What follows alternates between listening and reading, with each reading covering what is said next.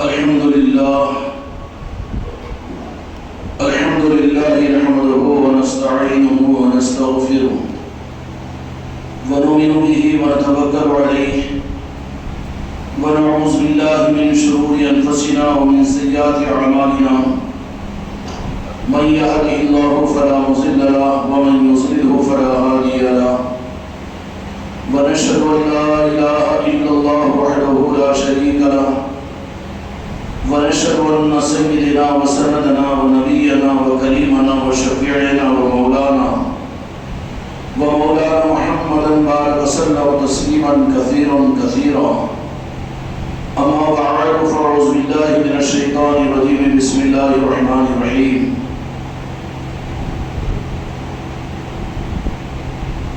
الحمد لله رب العالمين الرحمن الرحيم مالك يوم الدين وقال الله تبارك وتعالى إياك نعبد وإياك نستعين اهدنا الصراط المستقيم صراط الذين أنعمت عليهم غير المغضوب عليهم ولا الضالين وقال النبي صلى الله عليه وسلم من تشبه بقوم فهو منه أو كما قال عليه الصلاة والسلام وقال النبي صلى الله عليه وسلم من تشبه بقوم فهو منه أو كما قال عليه الصلاة والسلام وقال تعالى في عصمته النبي الكريم في الكلام المجيد والفرقان الحميد في شان حبيبه إن الله وملائكته يصلون على النبي يا أيها الذين آمنوا صلوا عليه وسلموا تسليما اللهم صل على محمد وعلى آل محمد بارك وسلم صلاة وسلام عليك يا رسول الله الصلاۃ والسلام علیک یا حبیب اللہ۔ اس استحضار کے ساتھ میں دو جہاں کے مالک اور آل محمد اور آل علی اور اولاد علی کے اوپر درود پاک کا نذرانہ استحضار کے ساتھ میں باواز بلند پیش کیجیے۔ اللہم صل علی محمد وعلی آل محمد کما صلیت علی ابراہیم وعلی آل ابراہیم انک حمید مجید صلاۃ و سلام علیک یا رسول اللہ صلاۃ و سلام علیک یا حبیب اللہ۔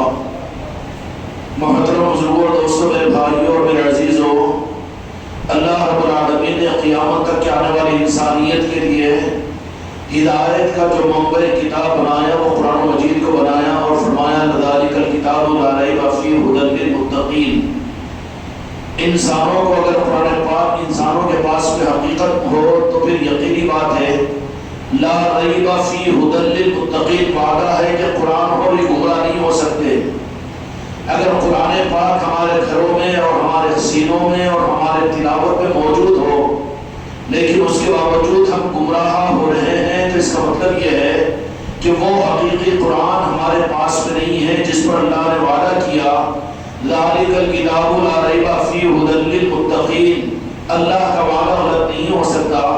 قیامت تک کے آنے والی ساری انسانیت کے لیے ہدایت کے ملنے کے لیے جو ذریعہ بنایا اللہ نے قرآن مجید کو بنایا ہے۔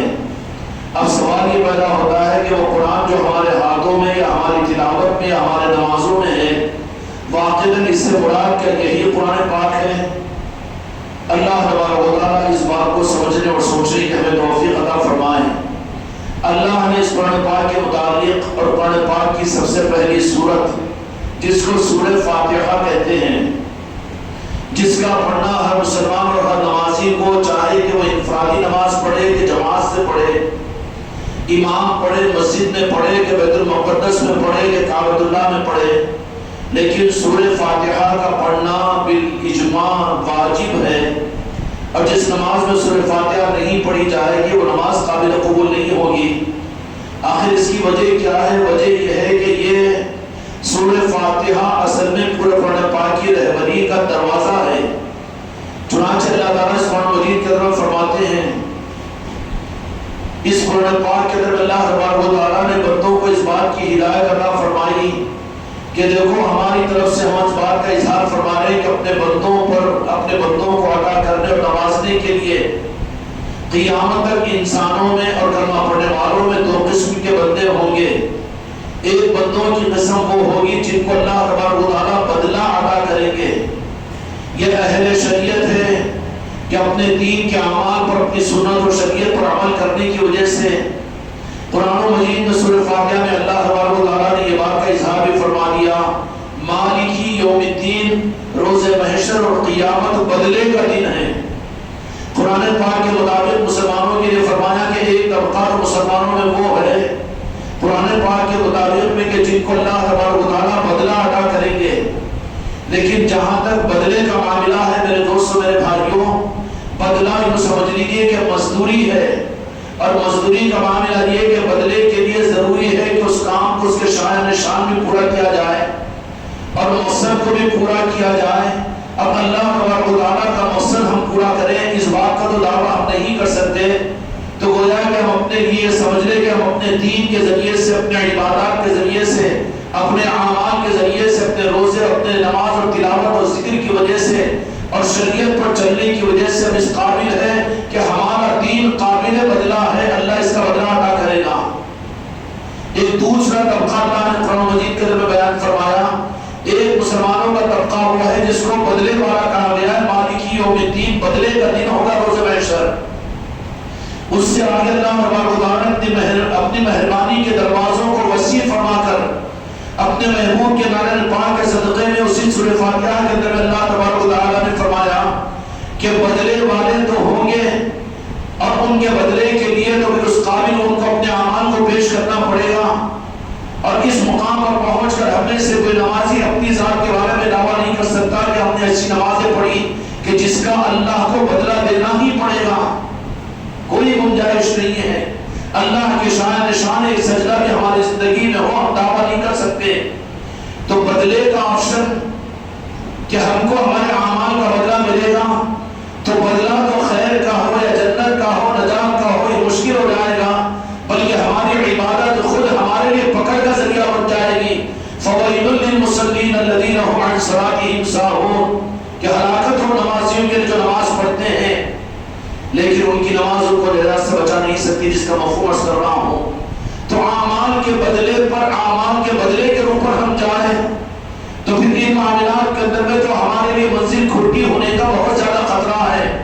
لیکن آگے اللہ تبارک و تعالیٰ نے فرمایا کہ میرے محبوب کے صدقے میں، اپنے محبوب کی امت پر میں بہت مہربان ہوں، تم میرے دین کو میرے مرضی کے مطابق میں پورا کرو، اس کا گمان تم نہیں کر سکتے، تمہاری اہمیت ہے، حیثیت ہے، اور تم اس دھوکے میں اپنے آپ کو مبتلا نہیں کر لینا۔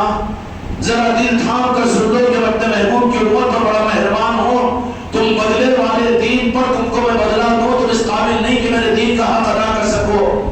تو یا رب العالمین پھر بتا دے کہ کوئی اور ہم کمزوروں کے لیے، 15ویں صدی کے ہم کمزور ایمان والوں کے لیے، کمزور نمازیوں کے لیے، کمزور سنت و شریعت پر چلنے والوں کے لیے کیا کوئی نجات کا راستہ ہے؟ تو اللہ تبارک و تعالیٰ قرآن مجید میں سورہ فاتحہ میں یہی فرماتا ہے کہ وہ بندے جب اللہ تعالیٰ کی طرف متوجہ ہوتے ہیں، کہتے ہیں کہ یا اللہ ہمیں عبادت تیری ہی کر رہے ہیں، تو یہی سے مدد مانگ رہے ہیں۔ اللہ جب مہربان ہوتا ہے تو بندے کی زبان سے نکلواتا ہے اہدنا الصراط المستقیم، یا اللہ ہمیں چلا سیدھے راستے پر پہنچا، ہماری منزل پر، ہم کو ہمارے منزل مقصود تک، جو منزل ہمارے حق میں جو بہتر ہو، جو تو جانتا ہے، وہاں تک پہنچا دے۔ یہ ہے اہدنا الصراط المستقیم۔ تو اللہ تبارک و تعالیٰ کہے گا کہ ہاں جب مجھ سے مانگے ہو، تم نے میری طرف میں مجھ سے مانگا، حالانکہ عبادت تم نے کی، نماز تم نے پڑھی، لیکن پھر بھی مانگ رہے ہو مجھ سے کہ بدلے کے ہم قابل تو نہیں ہیں، ہمارے نمازیں اس قابل نہیں کہ ہم اس کو بدلے کے قابل سمجھیں، ہمارا دین اس قابل نہیں کہ ہم اس کو بدلے کے مناسبت کے ساتھ بدلے کا دین پر عمل کرنا سمجھیں۔ تو اللہ مہربانی کا دروازہ آگے کھول کر کہتا ہے کہ فکر مت کرو میرے محبوب کی امت، میں اپنے محبوب پر بڑا مہربان ہوں کہ صدقے میں تمہارے لیے آگے اور ایک آپشن دیتا ہوں، اور وہ آپشن بالخصوص اس 15ویں صدی میں ہمارے لیے ہے کہ جب مانگے اللہ تبارک و تعالیٰ سے، اللہ تبارک و تعالیٰ کی خوشنودی اور ہدایت، تو پھر رب العالمین کہے گا کہ قرآن پڑھو، یہ نہیں کہے گا، نماز پڑھو، دین پر چلو، یہ نہیں کہے گا، بلکہ بندہ جب اللہ سے ہدایت مانگتا ہے کہ میری مسجد تک مجھے پہنچا، تو پھر رب مہربان ہو کر یہ کہتا ہے کہ رکھو قیامت میں بعد میں، بدلہ بعد میں، اور سب کچھ اعمال کا احساس تمہارا بعد میں، لیکن میرے رحم کی خیرات تم کو میں ادا کرنے کے تیار ہوں۔ اہدنا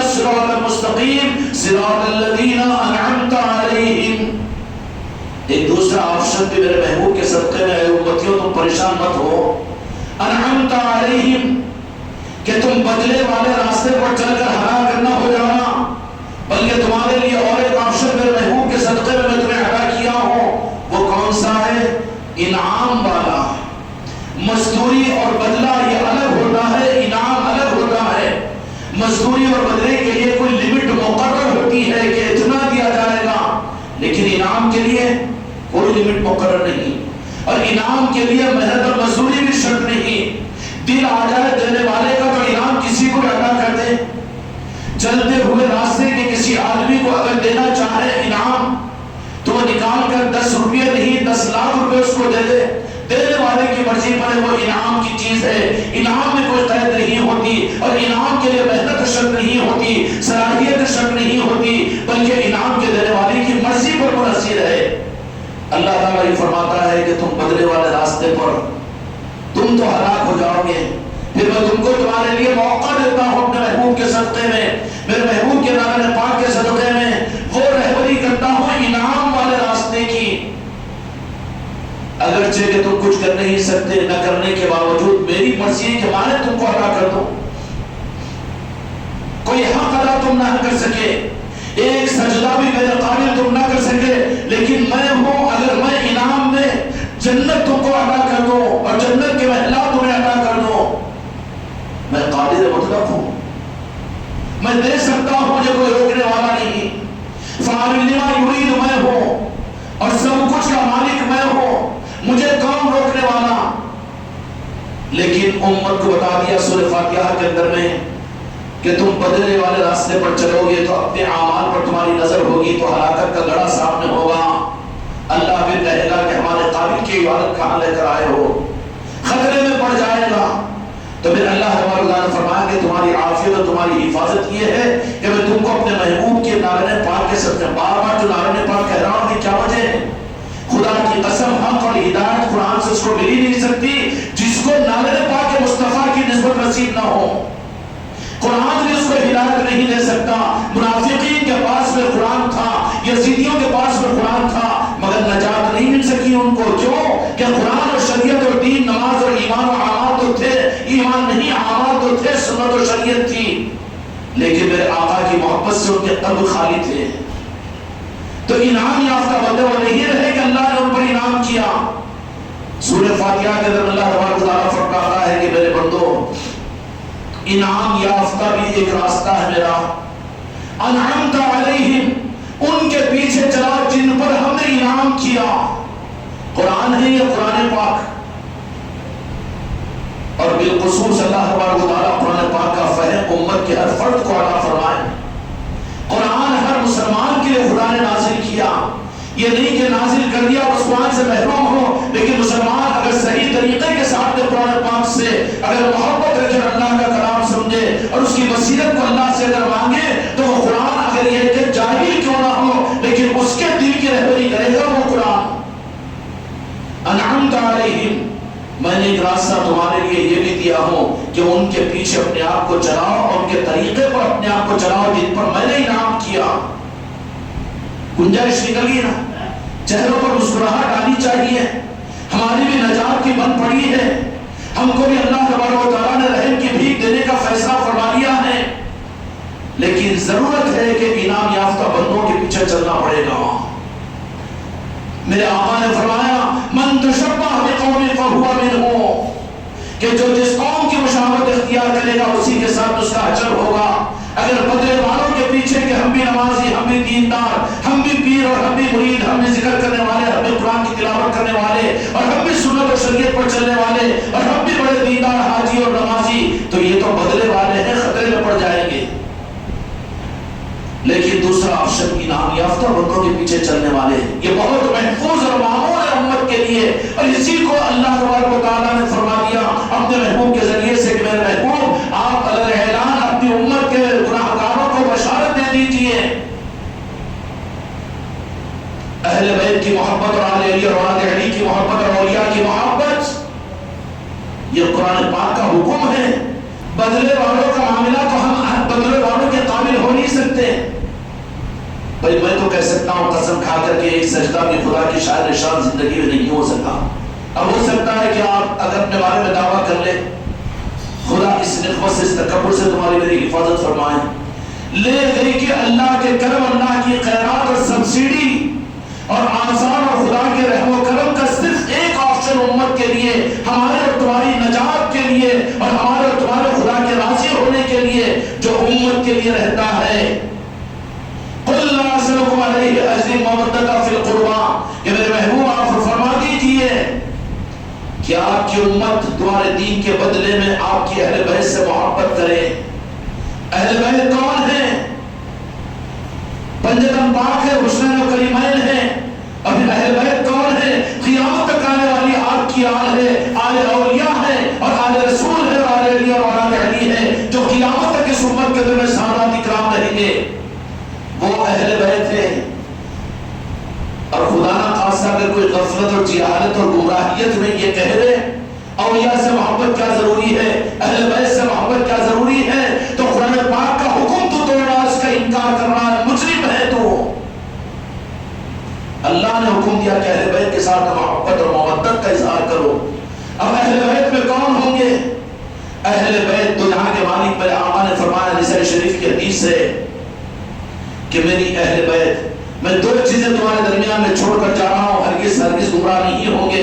اگر دو چیزیں تمہارے ہاتھوں میں ہوگی, کسی مسلک و جماعت کے اوپر وعدہ نہیں ہے اور کسی تحریک اور کسی عنوان کے اوپر وعدہ نہیں ہے قرآن مجید کے اندر اور حدیث کے اندر میں, لیکن قرآن حدیث کے اندر میں اسسٹڈ اور سند یافتہ اگر کوئی بات ہے تو میرے آقا نے فرمایا کہ دو چیزیں میں تمہارے درمیان میں چھوڑ کر جا رہا ہوں, ایک تو قرآن مجید ہے, دوسرے اہل بیت کی محبت ہے. یہ دو چیزیں رہے گی, قیامت تک رہے گی. یعنی کہ پہلی صدی میں تھی, آج نہیں ہے, یا 5ویں صدی میں پیرانے پیر غوث اعظم تھے, اب نہیں, نعوذ باللہ. آپ نہیں ہیں لیکن آپ کی آل ہے اور آپ کا نظام ہے اور آپ کی یاد اور آپ کے نسبت کی محفلیں ہیں. کہ عالم شریف کا اہتمام امت آج 700-800 برس سے کرتی ہوئی آئی, تو پھر یہ اپنی نجات کے لیے کچھ سامان تھا, لیکن یہ صرف 40 اور 50 سال امت کے لیے اتنے اندھوکناک اور اتنے کینسر کے ہو گئے ہیں اور اتنے وائرس اور اتنا کرونا ہو گیا ہے کہ تمہارے باپ داداؤں نے غوث و خواجہ کا نام لے کر اپنے گھروں میں اولیاء کے نام کی محبت کی مجلسوں کو قائم اور پھر قائم کروا کر ان کے لیے تو ان کی قبروں میں ان کے ایمان کا سامان ہے اور ان کی نجات کا ذریعہ ہے. خطرے میں تو تم اور میں پڑے ہوئے ہیں. کیا ظالموں نے دین کو بتا کر اہل بیت کی محبت سے اولیاء سے امت کو دور کر دیا, اور امت کا کیا قصور کہ مسجد کے ممبروں سے یہ بات کہی گئی تو یہ سن لیے, اور مجھے سے اچک کر بیان کرنے والوں نے کہہ دیا اور نام قرآن کا لیا گیا, حدیث کا لیا گیا, امت گمراہ ہو گئی. لیکن قرآن تو ہمارے ہاتھوں میں ہے, حدیث تو ہے ہمارے ہاتھوں میں, پھر گمراہیت کی کیا وجہ؟ کہے کہ نہیں انہوں بھی صحیح بولتے, انہوں بھی صحیح, تجھے عقل نہیں ہے. بیمار ہو جا کر ڈاکٹر تحقیق کر کے علاج کرواتا ہے, یہ نہیں کہ ٹھیک ہے فلاں بولے وہاں بھی چلا گیا یہاں بھی علاج کروا لیا, نہیں کرے گا. یہ نادانی اور بے وقوفی کی بات نہیں ہے, یہ مجرم ہے اگر حق کو یہ نہیں پہچان رہا ہے اور حق کو معلوم نہیں کر رہا ہے. حق کو معلوم کرنے کا حکم اللہ نے دیا ہے, حق کو معلوم کرنے کا حکم ہے. اب حق کیا ہے؟ مجھ سے پوچھو تو میں اپنا حق بتاؤں گا, کسی جماعت اور کسی مسلک والوں سے پوچھو تو کہیں کہ حق ہم پر ہے, لیکن حق قرآن ہے, حق حدیث ہے. اور وہ ساری باتوں کے لیے میرے دوستوں میں نے عرض کیا کہ میں ضمانت لیتا ہوں اس بات کی میری امت کے لیے کہ دو چیزوں کو اگر تھامے ہوئے رہو گے تو ہرگز ہرگز گمراہ نہیں ہوں گے. ایک تو فرمایا قرآن مجید اور دوسرے اہل بیت کی محبت. تمہارے باپ دادا نانا نانی کے پاس میں قرآن ظاہری طور پر علم کم تھا, زیادہ یاد نہیں تھا, زیادہ عمل والے نہیں تھے, اہل بدلہ کے لائن پر چلنے والے وہ لوگ نہیں تھے, لیکن تم اس بات کا انکار نہیں کر سکتے کہ تمہارے باپ دادا نانا نانیوں کے گھر کے اندر میں غوث اعظم کے نام کی نیاز نہیں ہوتی تھی, غوث اعظم کی مجلس نہیں ہوتی تھی, غریب نواز کی یاد نہیں کی جاتی تھی, اور وہاں پر امام حسن اور امام حسین کو یاد نہیں کیا جاتا تھا. ذمہ داری بہت بڑی ہے. لائٹ لے لو گے تو تمہاری نسلیں تم کو لعنتی بنائے گی اور ملامت کرے گی. قیامت کے میدان میں تمہاری نمازیں تم کو نجات نہیں دلا سکے گی. تمہارے پوتا پوتی آ کر تمہارا ہاتھ پکڑ کر جہنم میں داخل کریں گے. کیوں؟ کہ انہوں نے حق ہم کو نہیں دیا, جو ان کو سمجھ میں آیا وہ دیا. جا یہ مسلک، یہ جماعت، یہ بیان، یہ تقریر اور یہ تفسیر، یہ حدیث جدھر کو کہ وہ جانور کی نماز کے جس کے ہاتھ کے در میں ہرا کٹا دکھا بس اسی کے پیچھے چل رہا ہے جانور. اس کو اپنے انجام کے بارے میں اعتماد نہیں ہے کہ ہرا کٹا یہ مالک کے ہاتھ میں ہے کہ اس کو گھوٹے پہ بن کر پیٹھ کو سرا کر یہ مالک کھلائے گا، یا وہ قصائی کے ہاتھ میں لے جا کر کہ اس کے ذبح کر کے اس کے بوٹی اور ہڈی ہڈی کو توڑے گا. آج امت اپنے دین کے بارے میں جان دو نہ کئی کو کیا ہے کہ وہ شرک ہوتا بول رہے انہوں اور وہ نہیں کرنا کہتے، یہ نہیں کرنا کہتے. ارے ارے نہیں کرنا کہتے تو تجھے عقل نہیں دی اللہ میاں. تیری عقل خالی انجینئر بننے کی، تیری عقل بلڈنگاں بنانے کی، اور تیری عقل خالی مال کمانے کی، لوگوں کو دھوکہ دینے کی، دکانہ چلانے کی، اور دین کے معاملے میں جان دو منوری صحیح بول رہے ہیں. تجھے عقل نہیں ہے. خدا کو لوگوں کی بات کی شہادت کے اوپر تیری نجات نہیں کرے گا، وہ تیرے دل کی گواہ کے بارے میں پوچھے گا. وَحُسِّنَ مَا فِي الصُّدُورِ کے سینے کو کھول کر بتا کہ تیرے دل کے اندر میں تو نے کیا حق لیا ہے کہ نہیں لیا ہے. دو جہاں کے مالک میرے آقا نے فرمایا کہ دو چیزیں تمہارے درمیان میں چھوڑ کر جا رہا ہوں. ایک تو قرآن مجید ہے الحمدللہ موجود، جتنے بیٹھے ہوئے ہیں سب کے پاس میں، سب کے گھروں میں قرآن پاک ہے کہ نہیں؟ مسجدوں کے اندر میں الماریوں میں بھرا ہوا ہے قرآن پاک ہے کہ نہیں ہے؟ انکار نہیں کر سکتے. لیکن کمی کس چیز کی ہے؟ ماننا پڑے گا یہی تمہارا میرا علاج ہے اور پوری امت کا علاج ہے. امت کی ذلت عزت میں بدل سکتی ہے، امت کے لیے کامیابی کے دروازے کھل سکتے ہیں، اور امت کے لیے آسمان سے اللہ کی فتح کے دروازے کھل سکتے ہیں، اور پیچھے ہوئی امت کی گمراہیتوں کے اندر میں ہدایت کے چراغ جل سکتے ہیں. لیکن وہ کمی کون سی؟ وہ کمی اہل بیت کی محبت اور آل رسول کی محبت. قُلْ لَا أَسْأَلُكُمْ عَلَيْهِ أَجْرًا مَّوَدَّةً فِي الْقُرْبَىٰ کہ محبت کا اظہار کرو. محبت کا اظہار زمانوں سے، محبتوں کا اظہار تقریبوں سے، اور محبتوں کا اظہار مجلسوں سے، محبتوں کا اظہار بیٹے سے محبت ہے. اگر ولیمہ کے لیے دعوت کرے گا کہ نہیں کرے گا؟ نہیں، محبت ہے میرے بیٹے مگر تیرا ولیمہ رکھو. بخیل بڈھے بازو ہٹ کہتا نا، وہ کہے گا کہ نہیں کہے گا؟ محبت خالی روکھی پھیکی نہیں، محبت کا تقاضا یہ ہے کہ ان کے لیے اپنا خرچ بھی کیا جائے اور ان کی محبتوں کے جو طریقے اس کے مطابق بھی کیا جائے. خوش قسمتی ہے کہ زندگی کا یہ مہینہ بھی اللہ تعالیٰ نے تم کو روز عطا فرمایا. یہ مہینہ کون سا ہے؟ ربیع الثانی کا مہینہ ہے، اور اس عام کے اندر اس کو 11ویں شریف کا مہینہ کہتے ہیں. اور 11ویں شریف پیران پیر سیدنا غوث اعظم دستگیر رحمۃ الرضوان کے نام سے جڑی ہوئی ہے. اور پیران پیر غوث اعظم دستگیر رحمۃ الرضوان کون ہے؟ کہ جن کو اللہ تبارک و تعالیٰ نے فرمایا کہ یہ محی الدین ہے، دین میں روح کے ڈالنے والے، زندہ کرنے والے. اور قیامت تک کے لیے فرما دیا کہ پیران پیر کو ہم نے امت کی دستگیری کے لیے ظاہر کر دیا ہے. اگر میرے محبوب کی امت کہیں پر پریشان ہوگی اور کہیں ان کو ہدایت کی رکاوٹیں پیدا ہوگی، اگر وہ آگے نکل کر یا غوث اعظم کا نعرہ لگائیں گے، غوث پاک کا روحانی نظام اس کو رہبری اور ہدایت آسان کرے گا. گزشتہ کی مجلسوں میں نے عرض کیا کہ ماشاءاللہ یہاں پر 5-7 دن سے مجلس روزانہ مغرب کے بعد میں ہو رہی ہے پیران پیر غوث اعظم کی. اور آج کا دن تو اس خانقاہ کی تاریخ میں وہ دن ہے کہ آج مرکزی مجلس ہے. حضور پیران پیر غوث اعظم دستگیر رحمۃ الرضوان کی نسبت پر 500 600 کلومیٹر دور سے لوگ نکل کر آج مغرب میں یہاں پر پہنچیں گے. ایک جشن ہوگا اور یہ طالبین اور یہ سالکین، یہ خیرات مانگنے والے، کتنی بدنصیبی کی اور کتنی محرومی کی بات ہوگی کہ 500 کلومیٹر سے تو تمہاری خانقاہ کو عادل آباد کو لوگ آئے، لیکن عادل آباد کا وہ بدنصیب مسلمان جس کو ایک گھنٹہ نکال کر اس مجلس میں شرکت کا موقع نہ ملے. کیوں؟ غیر ضروری چیز ہے، انٹرسٹ اور توجہ نہیں ہے. ابھی جائے گا کسی لیڈر کے آنے کا اگر اعلان ہو تو دیکھنے کے لیے جائے گا، ٹی وی کے سامنے گھنٹہ پر بیٹھے گا. لیکن کیا بات ہے کہ دل بیٹھا ہوا ہے. خدا نے مہر تو نہیں لگا دیا دل کے اوپر کہ سب قبول ہے، لیکن قرآن و حدیث ہم کو قبول نہیں. اب عذر نہیں کرنا کہ قرآن و حدیث کے ساتھ میں ہمارے سامنے حق کھل کر نہیں آیا. یہ خانقاہ کا وہ منبر ہے کہ جہاں سے عین قرآن و حدیث کے مطابق میں حق کے نظام کو عمل اعلان صرف عادل آباد کے لیے نہیں بلکہ پوری دنیا کے اندر میں حق کے پیغام کو پہنچایا جا رہا ہے.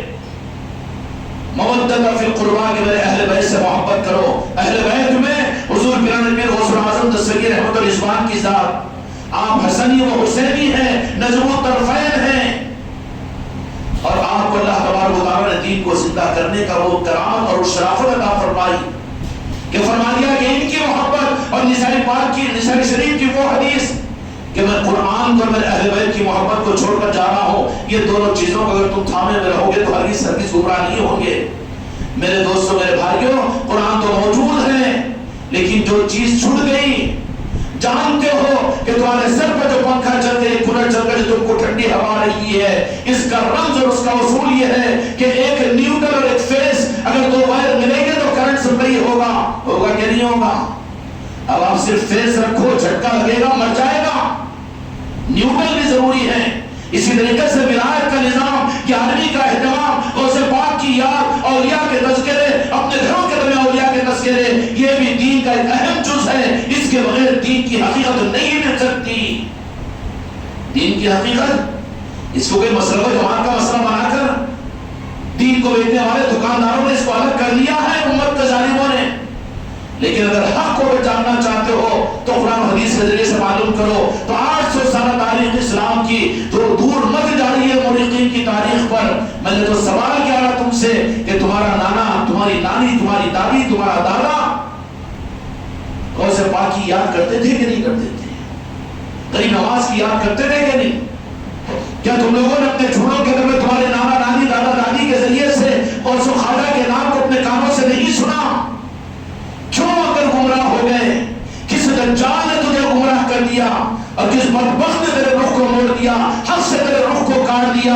کون ہے وہ مدرسی جو دین کو اندھیرا کہہ کر تجھے گمراہ کر رہا ہے؟ تو نے اپنے ایمان کا سودا کس کے ہاتھ پر کر دیا؟ کس یہود و نصارہ کے ہاتھ پر اور کس مشرک کے نام پر، کس کے ہاتھ پر؟ اگر حق ہے تو انعمت علیہم، قرآن پاک کی آیت ہے کہ یا اللہ چلا ان کے راستے پر جس پر تو نے انعام کیا۔ اب قرآن سے پوچھے کہ انعام یافتہ بندے کون؟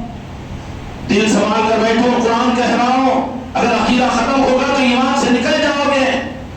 یا اللہ تو کہے قرآن پاک کے اندر میں ہم تو مسلک و جماعتوں کے برخوں میں ایسے ڈھک گئے ہیں کہ ہم کو حقیقت کا پتہ نہیں۔ ہم تو وہ جانور و بیل بن چکے ہیں کہ ہر ہاں جدھر کو دیکھتے ہیں نجات ہو جائے گی، جنت میں چل جائیں گے، جنت کا محل مل جائے گا، تیرے باپ کی جاگیر ہے۔ تو جانے یہ خطرے کی چیزیں کا امت کو دھوکہ دے رہا ہے۔ نجات کس کی ہوگی؟ جو حق کے راستے کو اختیار کرے گا۔ انعم اللہ من النبیین والصدیقین والشہداء والصالحین۔ قرآن مجید کہتا ہے کہ ہم انعامات ان کے اوپر کریں گے، انبیاء، صدیقین، شہداء والصالحین۔ چھوٹیں گے اولیاء سے؟ دامن چھوڑ سکتے ہیں غوث پاک کو؟ کہاں ہے مسجدوں کے اندر غوث پاک کی تعلیمات؟ اس کے بدل کن کی تعلیمات کو لایا اور چلا رہے ہو؟ مسجد میں اللہ رسول کی کہاں رہی؟ مسلک و جماعتوں کی بنا لیا تم لوگوں نے۔ یہاں کیا ہو رہا ہے؟ جن کی مسجدیں، جن کا حق کا نظام ہے وہ نظام یہاں پر نہیں۔ کون سی مسجد ہے جہاں پر پیڑ پہ غوث اعظم کی نسبت کی فیضان، ان کی تعلیمات، ان کی تربیت کا نظام بتایا جا رہا ہو؟ اور کہاں ہے اولیاء کی باتوں کو سمجھایا جا رہا ہو؟ کیا سمجھایا جا رہا ہے؟ وہ تو چھوڑ دو، اب یہ 100-150 سال کا یہ مولانا، یہ مسلک، وہ جماعت، وہ لڑائی اور بھلائی، قصائیوں کی دکانیں بنی ہوئی ہیں دین کے معاملات میں۔ امت کو جوڑو جہاں سے حق ملتا ہے۔ حق تمہارے میرے باپ کی جاگیر نہیں ہے۔ حق جو ہوگا وہ قرآن و حدیث کے ذریعے سے ملے گا، سچی طلب کے ساتھ میں۔ تمہارے ماں باپ خوش نصیب ہے جنہوں نے اولیاء کی یادوں کے ساتھ میں اپنی آخری سانس لی ہے۔ ان کی فکر مت کرو، ان کی نجات ہو جائے گی۔ پیارے پیر غوث اعظم ان کے شافی بن جائیں گے۔ غریب نواز ان کا دامن پکڑ کر ان کو جنت میں پہنچا دیں گے۔ مسئلہ تو تمہارا میرا ہے کہ جو غوث و خواجہ سے رخ کو مڑوا دیا گیا اپنے عمل کے تکبر میں اور اپنے گھمنڈ میں، میں حاجی، میں نمازی، میں سنت پر چلنے والا، میں علم والا، میں دین والا، میں شریعت والا، میں لوگوں کو نماز کے لیے بلانے والا۔ اے کمبخت، یہ بھی تو دیکھ کہ تیرا دین بھی حق ہے کہ نہیں ہے قرآن پاک کے مطابق میں۔ علم اللہ من النبیین والصدیقین والشہداء والصالحین وحسن اولئک رفیقا۔ اللہ تبارک و تعالی فرمایا کہ ان کے پیچھے نام یافتہ بندے کون ہیں؟ انبیاء، صدیقین، شہداء والصالحین۔ اب وہ تفصیل میں نہیں جاؤں گا، تفصیل سننے کی اگر تمنا پیدا ہوئی ہے تو بالجبر کم از کم آج ایک ایک آدمی کے پیروں پر ہاتھ رکھنے کو میں تیار ہوں۔ آج مغرب کی نماز کے بعد میں حضور پیارے پیر سیدنا غوث اعظم دستگیر احمد الرضوان کے نسبت کی محفل، فیضان قادریہ کی محفل اس خانقاہ کے اندر میں ہوگی۔ کوئی آپ کو نہیں رکائے گا اور کوئی نہیں روکے گا، کوئی گھور کر نہیں دیکھے گا۔ ایک فیضان کا چشمہ پیران پیر کا کھلا ہوا ہے، بہ رہا ہے۔ اب ہماری قسمت ہے کہ سمندر پانی کے قطروں کو ترس کر مرے.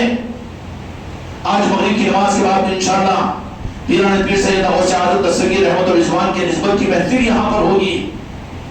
اور اسی کے ساتھ میں صرف محفل نہیں بلکہ انشاءاللہ عشاء کی نماز کے بعد میں آپ لوگوں کے لیے نیاز شریف کی دعوت کا نظم بھی ہے. آپ حضرات کھائیے، تبرکاً چند لقمے کھائیے، اپنوں کو، اپنے دوستوں کو، اپنے بیوی بچوں کو بھی ساتھ میں لے کر آئیے. مسورات کے لیے بھی پردے کا نظم ہے.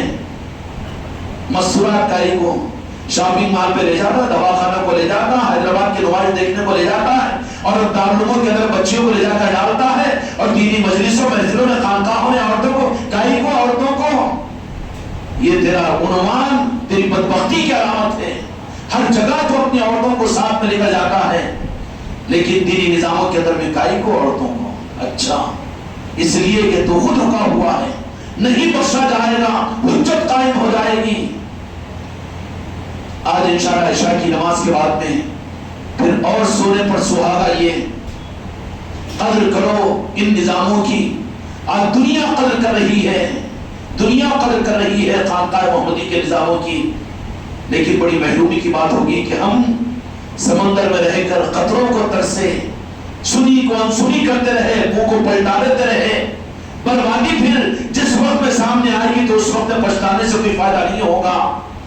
عشاء کی نماز کے بعد میں انشاءاللہ تبرکات مقدسہ کی زیارت بھی کروائی جائے گی. تبرکات مقدسہ کیا ہے؟ جس میں میرے آقا اور آپ کے جن پر ایمان لایا تو جہاں کے مالک محمد رسول اللہ جن پر ایمان لایا کہ نہیں لایا. آج اس تو جہاں کے مالک کے جس میں اثر کے مبارک موئے مبارک آ رہے ہیں، یہاں پر لا نہیں رہے ہیں. تمہارا پیر یا نصرت بھی خدا کی قسم اس بات کی جرت نہیں کر سکتا کہ میں کہوں کہ میں منگایا. لیکن تو جہاں کے مالک مدینے والوں کا کرم ہے کہ وہ اپنے تبرکات کو اپنے سے محبت کرنے والوں کی زیارت کے لیے بھیج رہے ہیں.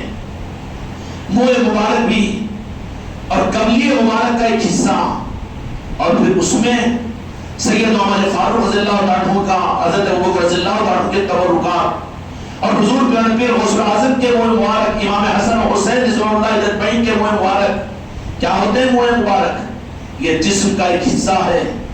جیسے ان کے جسم کو قبر کی مٹی نہیں کھا سکتی، یہی بھی جو آثار مبارک ہوتے ہیں یہ زندہ ہوتے ہیں، اور زندہ دیکھ کر قیامت کے میدان میں گواہی دیں گے کہ اتنی بڑی مدرسی بھی کہ 500 کلومیٹر سے لوگ آ کر موئے مبارک کی زیارت کر لیں، اور عادل آباد کا 13 کلومیٹر پر رہنے والا محلے والا محروم ہو جائے، اور ہم تو آزاد اپنے بال بچوں کو محروم کر دیں. یہ بدبختی کی کتنی بڑی دلیل ہے. بازار گھومنے کے لیے تو بیوی بچوں کے ساتھ میں جاتا ہے، لیکن ایک عنوان ہے، ایک موقع ہے کہ پھر یہاں تبرکات مقدسہ کی زیارت ہوگی. کوئی فیس نہیں، کوئی چندہ نہیں کہ تم سے 1 روپے کا چندہ بھی یہاں لیا گیا. پھر بھی غوث و خواجہ کا نظام سمجھ میں نہیں آ رہا. کون سی مسجد ہے جہاں پر چندہ نہیں لیا جاتا، لیکن اس خانقاہ میں کس نے تم سے 1 روپیہ کوئی مانگا زبردستی کہ تم کو دینا پڑے گا. اس کے باوجود تم اندھے بن چکے ہو اور تمہاری آنکھوں پر پردے پڑ چکے ہو کہ یہ غوث و خواجہ کے نظام کو سمجھ نہیں سک رہے. دیا ہے کسی نے 1 روپیہ، یہاں پر لیا گیا ہے کسی سے زبردستی نہیں. پھر کیسا چل رہا ہے؟ خدا کی قسم نہ ہم چلا رہے ہیں نہ کوئی اور چلا رہا ہے، بلکہ جن کا نظام ہے غوث و خواجہ چلا رہے ہیں. اعتماد بنیوں پر ہے، پیسوں پر ہے، اللہ رسول پر، غوث و خواجہ پر نہیں. تو تیری تو بدعقیدگی ہے، وہ بنیے پر یقین لیکن نبیوں کے نظام پر یقین نہیں. تجھے تو پیسوں کے اندر میں، تکبر و عجب کے اندر میں اور پیسوں کے اندر میں سب کچھ نظر آتا ہے. اپنے چشمے کو نکال کر پھینک، اپنے آنکھوں کا آپریشن کرا، موتیا بیج کو نکال کر پھینک دے، اور پھر یہ اعتماد اور یقین کے لیے اللہ والوں سے چلتا ہوا، پنجتن پاک تک پنجتن پاک سے ہوتا ہوا تو جہاں کے مالک اور دو جہاں کے مالک کے راستے میں رب کا یقین اور ایمان اور عقیدے کو صحیح حاصل کر، یہ ہے حق کا راستہ. انعمت علیہم، یہ راستہ ہے جس کی دعا تم اپنے سورہ فاتحہ کے اندر پڑھتے ہو. وہ تبرکات کی زیارت بھی ہوگی. یہ تبرکات جس میں دو جہاں کے مالک ملا، یہ کیا ہے تبرکات؟ نہیں معلوم نا. میں نے شروع میں عرض کیا کہ ایک بدلے والا دین ہے اور ایک انعام کا دین ہے. انعام جن کو دیا جاتا ہے وہاں پر دیکھا نہیں جائے گا کہ مزدوری کی کہ نہیں کی. انعام ہے جن پر جتنا دل ہو جائے ان کو ادا کر دیا جائے گا، کوئی لمٹ نہیں ہوگی. اب بولو ہمارے لیے انعام کا راستہ بہتر ہے کہ بدلے والا راستہ بہتر ہے؟ پھنس جائے گی گاڑی بدلے والے. تو نمازی، اچھا کیسا نمازی؟ کدھر کا نمازی، کیسا نمازی، بہت نازک مسئلہ ہو جائے گا. اللہ حساب لینے پر آئے تو ہر ایک کا پسینہ چھوٹ جائے گا. اس لیے شرافت ہماری اور کامیابی اپنی آل اولاد کے اپنے نسلوں کی یہ ہے کہ انعام یافتہ والے راستے پر جس میں اولیاء کا دامن ہوتا ہے، اولیاء کی عادت نہیں میں تو ہم نہیں مگر میرا بچہ نہیں نکو جیسے چولہے میں کلتی لگا رہا نا، ویسے جہنم اور بدعقیدگی کے اندر اپنی اولاد کو لگا رہا ہے، ڈھکل رہا ہے. جب بدعقیدہ بن کر رہے میرے کو کیا کرنا ہے؟ تو خود بھی کوشش کر حق پر آنے کی، اور جس کے ساتھ تیرے تعلقات ہے، تیری آل اولاد، تیرے بیوی بچے، ان کی ذمہ داری ہے کہ کو قیامت میں پوچھا جائے گا کہ تو نے اپنی آل اولاد کا کیا حق ادا کیا. بچ نہیں سکیں گے. اس لیے ضرورت ہے کہ انعام یافتہ والے راستے کے اوپر اپنی آل اولاد کو، اپنے دوست احباب کو ڈالو. آج عشاء کی نماز کے بعد تبرکات مقدسہ کی زیارت آپ کو عادل آباد میں کروائی جائے گی. اسی مسجد کے ایک چھت کے نیچے آپ کو مغرب کے بعد محفل ہوگی، مرکزی مجلس حضور پیرانے پیر غوث اعظم کے نسبت کی، اور اس کے بعد میں تبرکات کی زیارت کا رسم ہوگا. تبرکات کی زیارت کر لینے کے بعد میں آپ دو لقمے صحیح لیکن ضرور یہاں سے لنگر کھا کر جانا. جو بھی کرو گے نا انشاءاللہ. ہائے ہائے تبرکات ہو کیوں؟ عاشقوں کو ملتے میاں یہ محبت کا راستہ ہے، انعام کا راستہ ہے، انعام کا راستہ ہے. وراثت اولاد کو ملتی ہے، ملازموں کو نہیں ملتی. تبرکات بیچارے وہ شریعت نماز کہنے والوں کے پاس میں نہیں رہتے. یہ تبرکات اور یہ نمازشوں کا راستہ تو ملتا ہی ان کی محبت کرنے والوں کو. سمجھ میں آ رہی بات؟ اہل محبت کے پاس میں، اہل عشق کے اندر میں ملے گے تمہیں. یا اولیاء کے نظاموں کے اندر میں ساری چیزیں ملے گی کہ جس کے اوپر اگر تھوڑا سا اپنے آپ کو سنبھال کر چلا دو تو خدا کی طرف سے انعامات کے دروازے کھلتے چلے جائیں گے. اب کہیں گے الجھا دیں گے کہ وہ تبرکات کیا ہیں. قرآن مجید میں سورہ اعراف ایک سورت ہے، معلوم کہ نہیں معلوم ہو تو جا کے مولانا سے پوچھو، امام صاحب سے. سورہ اعراف، اس میں تابوت سکینہ کا تذکرہ ہے. تابوت سکینہ ایک صندوق تھا جس کو فرشتے لے کر اٹھا کر گھومتے تھے. یہ کیا ہے؟ یہ تبرک کی کشتی کو نصرت بھی سر پہ رکھ لیتے تو اپنے پتہ کرے جو پوٹے کو پودے کو لے کے گھومتا سر پہ، نصرت بھی تو اس کو ہٹا کر تبرکات کو رکھ رہے ہیں.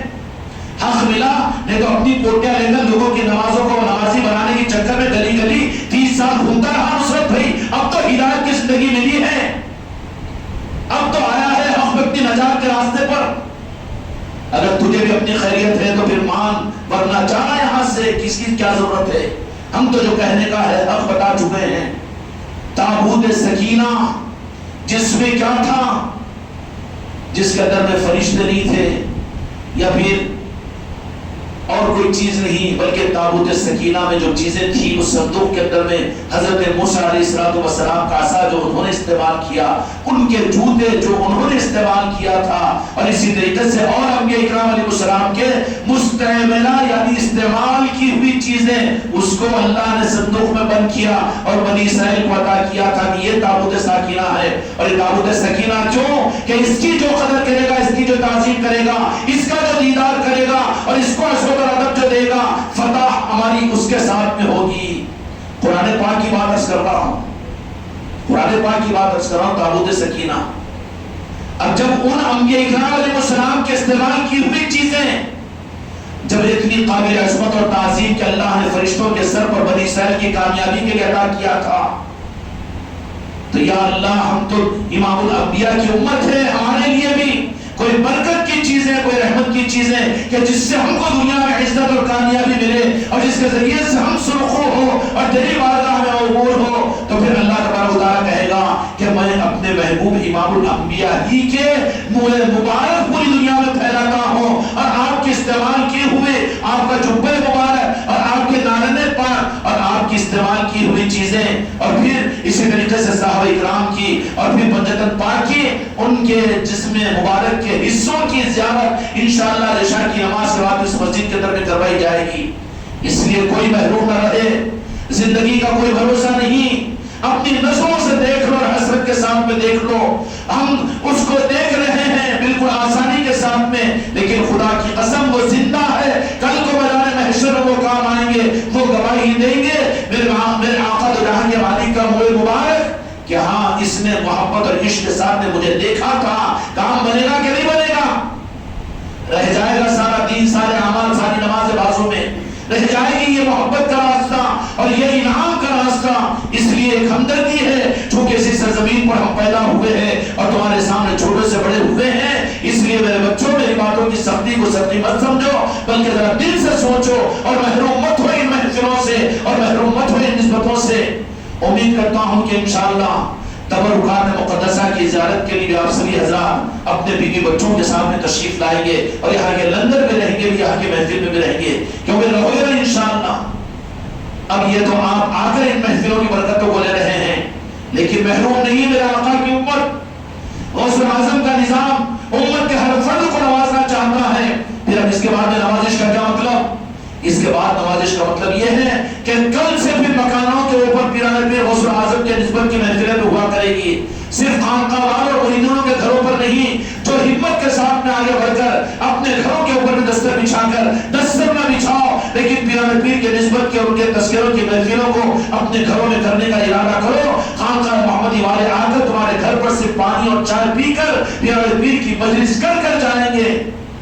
ہماری طرف سے تو یہ آپشن ہے، میرے غریب نواز کا تو کرم نہیں آتا ہے، لیکن نہ رکھیں، مرضی کی بات ہے، کوئی دکانداری کا نظام نہیں ہے۔ اس لیے کوئی مسلمان بھی اگر اپنے گھر پر پیران پیر غوث اعظم کے نسبت کی محفل رکھنا چاہتا ہو تو خانقاہ کے ذمہ داروں کے پاس میں یہاں پر اپنے گھر کا نام لکھا دے اور دن لے لے، صبح ہو، دوپہر ہو، شام ہو، زیادہ لوگ ہو تو ایسے بھی محفل ہو سکتی ہے۔ اولیاء کے نسبتوں کی محفل تمہارے گھروں پر بھی انشاءاللہ یہاں سے آ کر کیا جائے گا۔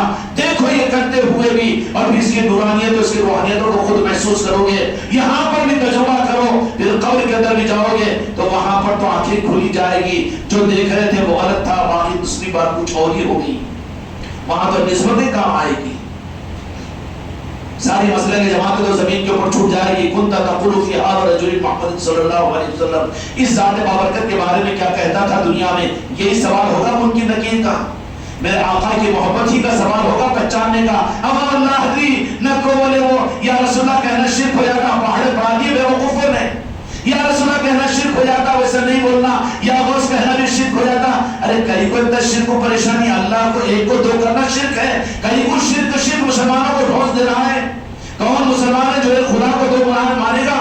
ہے جی کوئی مسلمان نہیں ہے نا؟ پھر زبردستی کا الزام نہیں ہے کہ شرک ہوتا جس میں شک ہوتا ہے وہ شرک سے ڈرتا ہے۔ جس کی زبان پر زیادہ شرک سنو تو سمجھے کہ وہ اس کے ایمان میں اس کا شک ہے، وہ اس کے ایمان میں نفاق ہے وہ۔ اس لیے اس کا علاج یہ ہے کہ بزرگوں سے اپنی نسبتوں کو قائم کرو، اور امید کرتا ہوں کہ اپنے گھروں کے اندر بھی حضور پیران پیر سیدنا غوث اعظم، ارے تم پر تو تم کو تو بنا دیا گیا پولٹری فارم کے مرغیوں کے کھانے کا عادی، لیکن تمہارے باپ داداؤں نے جو دیسی مرغیوں کو کھا کر قوت والے ثابت ہوئے تھے، تمہارے باپ داداؤں نے تو غوث اعظم کو یاد کیا تھا نا، نانا نانی نے تو خوب کیا تھا ہوگا۔ کہیں قیامت کے میدان میں تمہارے نانا نانی دادا دادی خدا کے سامنے نہ کہہ دے کہ یہ بدعقیدہ تھا، ہماری نسل سے تو خارج کر دے، اللہ کی صورت دیکھنا نہیں چاہتے۔ ہو سکتا ہے کہ تیرا باپ اور تیری ماں، تیرا دادا تیرا دادی ان اولیاء کے ساتھ محبت کے نہ ہونے پر تجھے دھتکار کر ٹھوکر نہ مار دے، رحمت سے محروم نہ ہو جائے۔ اس لیے پھر سے ان نظاموں کو اپنے گھروں کے اندر میں زندہ کرو، کریں گے بھائی انشاءاللہ۔ اللہ تعالیٰ آپ کے ساتھ ہم کو آگے بڑھنے کی توفیق عطا فرمائے۔ آپ ہم کو جو برداشت کر لیتے مہینے میں ایک مرتبہ، ہم دعا کرتے ہیں کہ اللہ تعالیٰ آپ حضرات کے اس برداشت کرنے اور قربانی کو آپ کی نسلوں کی اور ہم سب کی ہدایت کا ذریعہ بنائیں۔ بحق لا الہ الا اللہ محمد